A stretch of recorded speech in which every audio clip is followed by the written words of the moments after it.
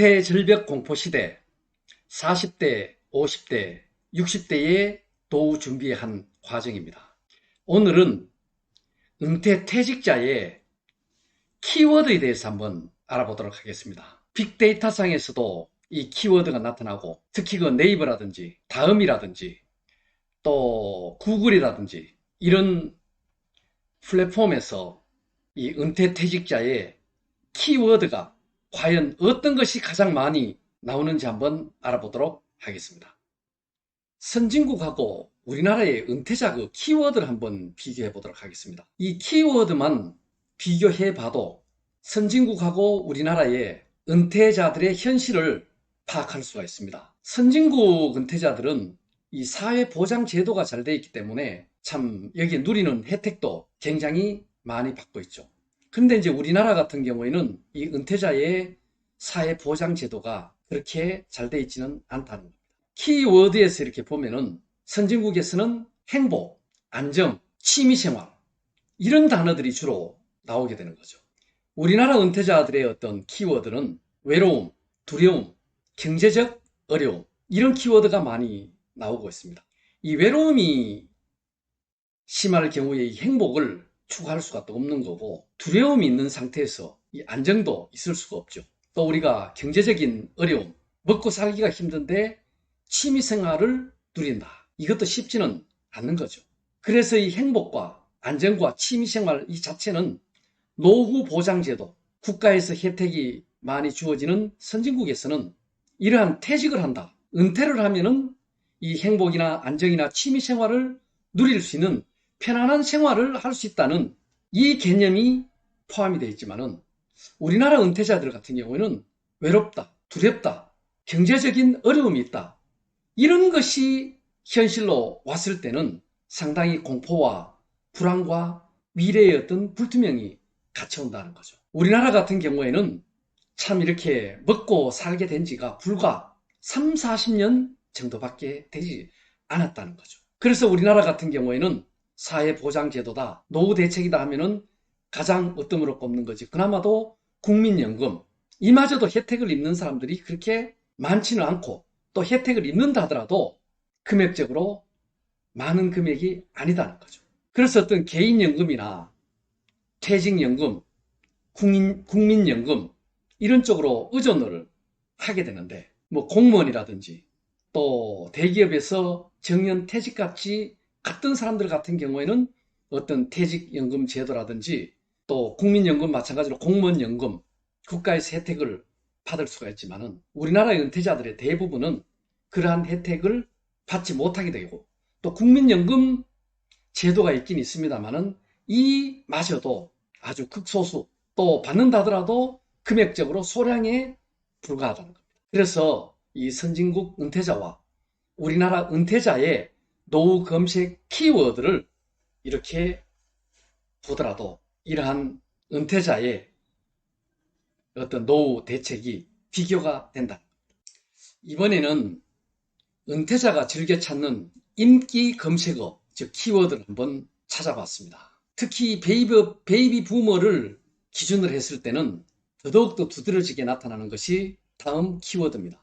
교육과 일자리와 재취업, 창업, 자영업 이런 것이 키워드에서 으뜸으로 차지하고 있다는 것은 은퇴자 키워드에 대해서 다시 한번 우리가 생각해 봐야 할 사항이 아닌가 생각이 됩니다. 노후 생활이라든지 여가 생활이라든지 취미 생활이라든지 또 은퇴 생활이라든지 이러한 어떤 노후의 설계 단어는 그렇게 많지 않다는 겁니다. 이 창업을 한다든지 자영업을 한다 또 재취업을 한다 이게 모두 일자리를 위한 어떤 교육을 받고 싶어 한다는 이러한 욕망이 있다는 우리 은퇴자의 이 인기 검색어로 봤을 때는 아직까지 완전한 은퇴가 아니다는 거죠. 일에 대한 어떤 또 직업에 대한 이러한 것이 아직 완전한 은퇴자가 아니라는 거죠. 건강과 또 가족과 또 연금, 친구, 재능, 일, 시간 이런 것이 이제 주를 이루고 있다는 거죠. 빅데이터 상에서 나타나는 게 바로 이 단어입니다. 그 다음에 우리 인기 검색어로 해가지고 구글이나 네이버나 다음 같은 데도 보면은 은퇴자, 퇴직자, 노후 준비자의 키워드로 딱 치면은 이러한 인기 검색어가 많이 차지하고 있다는 것은 우리가 이 어떤 키워드만 보더라도 노후 또 은퇴자의 현실에 대해서 우리가 인식을 할 수 있다. 은퇴 키워드에서도 알아봤듯이 은퇴 절벽이라는 이런 단어가 또 이 키워드에서 상당히 유행을 하고 있다는 겁니다. 특히 은퇴자들 40대, 50대, 60대들 같은 경우에 정리해고라는 단어, 또 인원 감축이라는 단어, 또 권고사직, 명퇴 이런 단어들이 나왔을 때 굉장히 민감한 반응을 일으킨다고 합니다. 특히 40대, 50대, 60대에서. 그래서 오죽하면은 이 은퇴 절벽이라는 새로운 단어까지 나왔다고 합니다. 그런데 이제 70세, 80세, 90세, 100세까지 이제 이어져야 되는데 여기에 어떤 연결되는 어떤 다리가 새로운 어떤 은퇴 절벽으로 끊어져 있기 때문에 이것을 어떻게 구축을 해가지고 7, 8, 90, 100세까지 연결을 잘 시키느냐에 따라 가지고 이 은퇴 절벽이 다시 이어질 수도 있고 말 그대로 낭떠러지에서 떨어져서 바닥에서 헤매는 이러한 생활로 변할 수도 있다는 겁니다. 그래서 우리가 데이터상에서 나타나는 또 네이버라든가 다음이라든가 구글이라든가 빅데이터상의 이러한 용어만 살펴보더라도 우리의 현실이 어떤가 하는 것을 다시 한번 느낄 수가 있습니다. 어느 95세 노인의 숙입니다. 나는 젊었을 때 정말 열심히 살았습니다. 그 결과 나는 실력을 인정받았고 존경을 받았습니다. 그 덕에 63세 때에 당당히 은퇴를 할 수 있었죠. 그런 지금 95번째 생일에 얼마나 후회의 눈물을 흘렸는지 모릅니다. 내 65년의 생애는 자랑스럽고 떳떳했지만 이후 30년의 삶은 부끄럽고 후회되고 비통한 삶이었습니다.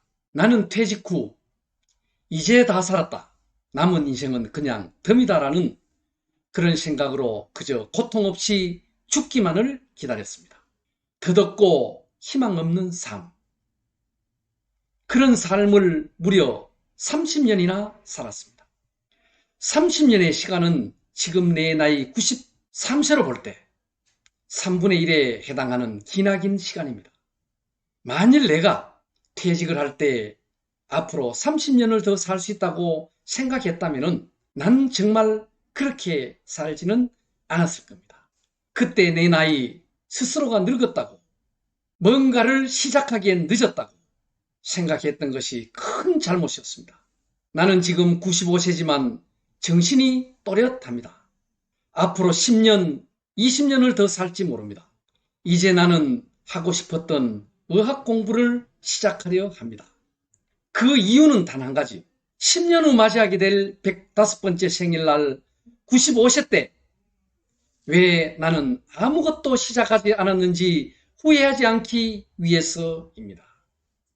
이 어느 95세의 노인의 수기는 실제 생존했던 호서대학교 설립자이신 강석규 총장님께서 103세 2015년 8월 31일 실제 별세를 할 때 남긴 이 수기입니다. 이분이 실제 의학 공부를 열심히 하시다가 103세 때 돌아가셨다는 이 이야기입니다. 이와 같이 어느 이름 없는 95세의 노인의 수기가 아니라 이제는 우리 현실 앞에 놓여 있는 100세 시대에 남의 일이 아니라 바로 우리의 일이라는 것을 똑똑히 기억을 하면서 준비를 해야 될 시기가 아닌가 생각을 해보게 됩니다.